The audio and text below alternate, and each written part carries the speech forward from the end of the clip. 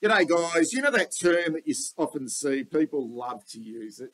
They love to pile on. Someone makes a prediction. Someone has a strong opinion on something, and it doesn't come to fruition. And the horde keep the resets, and they go back and go, "Gee, that aged well." You see it all the time. It's biting, isn't it? That aged well. Well, I want this video I'm going to do right here, right now, to be one of those occasions where people come back at this video in 12 months' time, or 2 years' time, or 3 years' time, or whatever this situation is, and we're flying as a football club and we're playing finals football and we've won a premiership, blah, blah, blah. And Marc Pittonet is our number one ruckman. He's the man in the middle of the ground. I want people to come back to this video and go, well, geez, that aged well. Because I don't rate him. I just don't rate him. I really don't. I can kind of see his appeal. Well, I can't. No. I just don't rate him. I want to because he's on our list. And it's almost like, well, shit, we're going into next year with Marc Pittonet, TDK, and Alex Murkoff as our three ruckmen. And that worries me. That fucking worries me. It really does.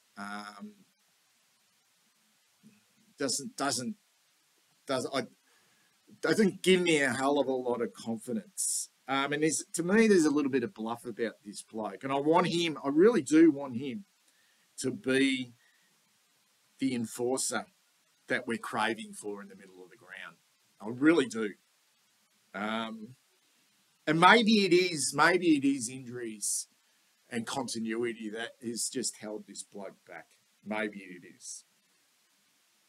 But I don't think so. I don't think he has enough of a skill set.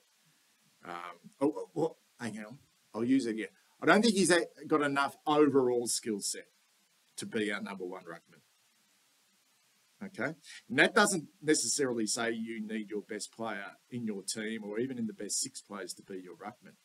I think it's been proven that that's not the case. Okay? The sum of the parts, if you can get your whole system right, I just think he lacks athletic ability as a modern ruckman. I really do. Anyway, let's wait and see. 26 years of age, 41 games, still young. 7 of those with Hawthorn, only 8 games this year, cruel by injury, game span was up against it at Hawthorn. Although he did serve an apprenticeship. He was only young. He was drafted as an 18-year-old, so they all serve apprenticeships. Didn't play any in his first season. Ben McAvoy would have been great to play under him and learn under Ben McAvoy. Jonathan Segler. So he went 0, 3, 2, and 2 at Hawthorn. Would have been interesting to see if he stuck it out there because there's no McAvoy, no Segler anymore, just young Ned Rees. They've actually now recruited Lloyd Meek. I wonder what it would have been like if he'd stuck it out, at Hawthorn. 13, and 8 with us in 3 years. Position ruck, that's all I think he could play. That's it. There's no flexibility with him. And that's a concern. And I know you can just have ruckman, and that's the only position they play. But you also need them to have the ability to, if you're going to play 2 of them, or have a genuine backup, that you can't just rotate them on a bench and that's it. It just leaves you a little bit short in regards to your flexibility. Yeah, contract status 223, signed a 2-year deal in September of 221. Why wasn't it a 3-year deal? They could have signed into a 3-year deal. Are there genuine concerns internally about Pittonet? Is there a little bit of hope? I think there's a hope with a lot of your players. I think there's a bit of hope with Pittonet internally. That's what I think. I think it's sort of, at times, with me, wishful thinking. Draft, pick 50 by Hawthorn 2014, traded to us basically for pick 54 in 2019.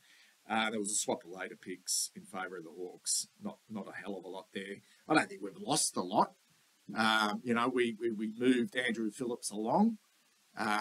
You know, I'm not dirty on the move of getting Pittonet. I think it was, you know, like, yeah, I think it was a good opportunity to try something a little bit different. And I'm not saying it hasn't, overall, it hasn't worked yet. We're just going to have to wait and see with it. Season snapshot. Played 13 straight in 2021 before he rolled his ankle, and then TDK took over and he had his opportunity. And I thought over the preseason the two could go head-to-head to see who would take that number one mantle as our ruckman.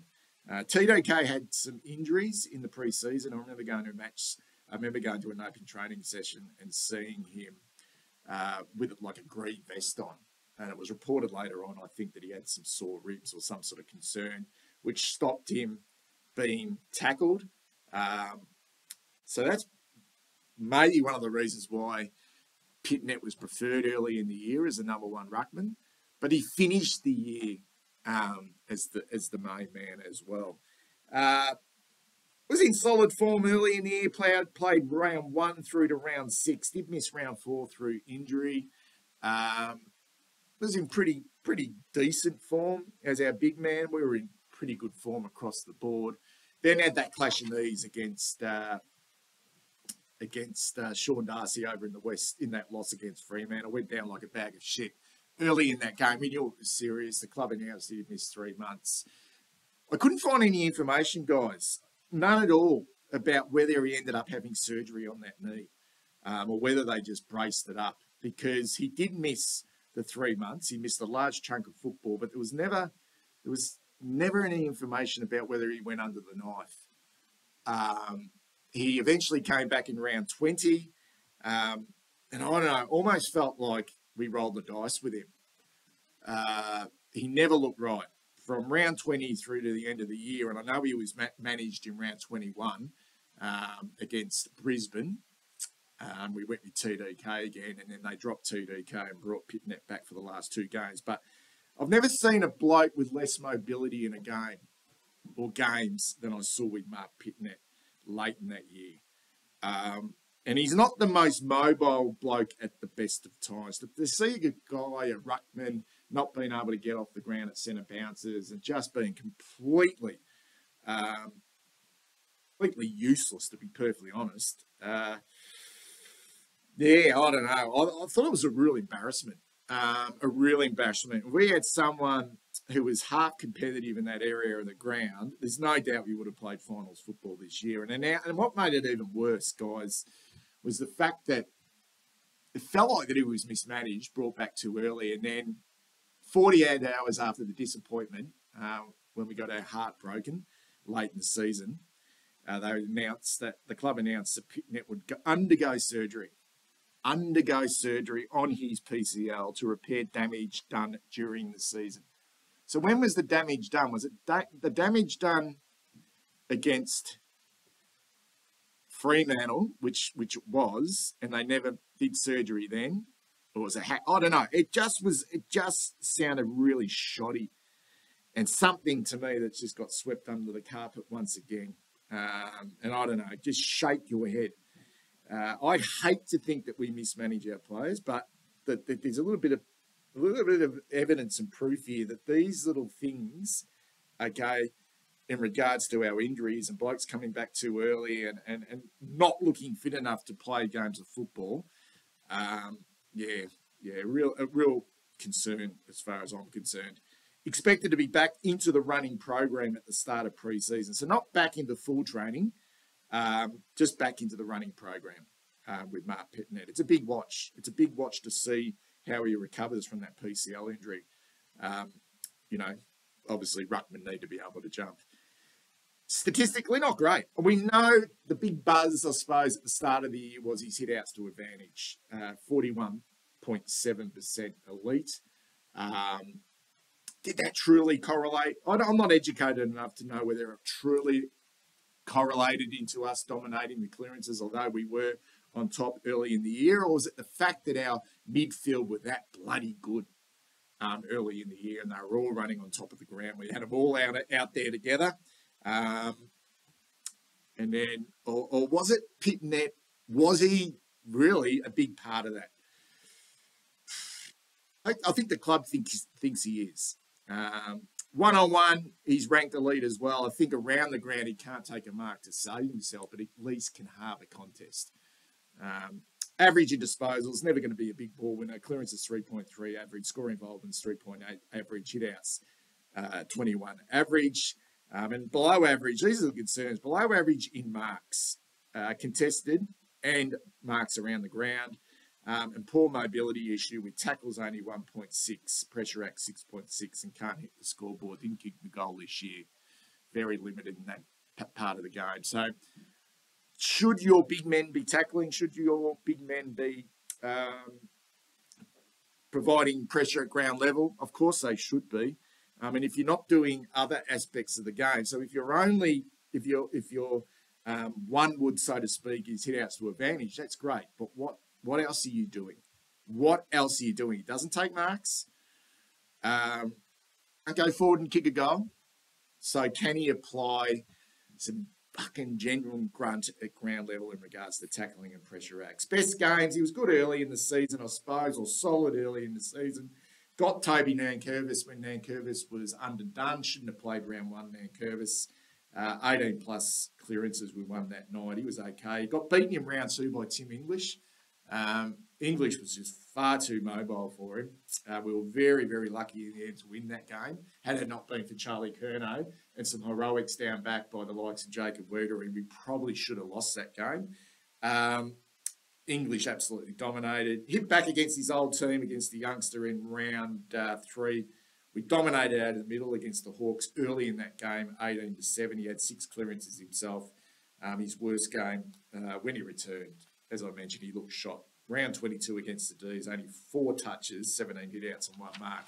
He was goddamn awful. I just want to go back, when I look at his strengths and his weaknesses, I just want to go back to his draft profile from 2014 when he was drafted by the Hawks, and Graham Wright, who was the list manager at the time.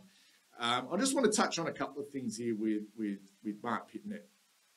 And the thing that the reason why I suppose the Hawks drafted him, or what they hoped, was he's highly competitive. Now, I'm not saying for 1 minute he's not a competitive person.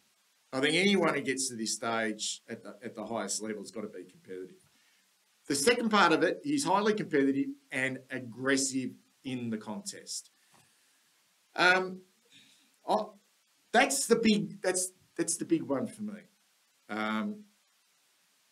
Is it bluff with Marc Pittonet? I know he likes to call himself strength, and maybe he fancies himself in this area. Maybe the players, maybe our midfielders love being around him because of this bravado. But I think we need a little bit more than that. I think we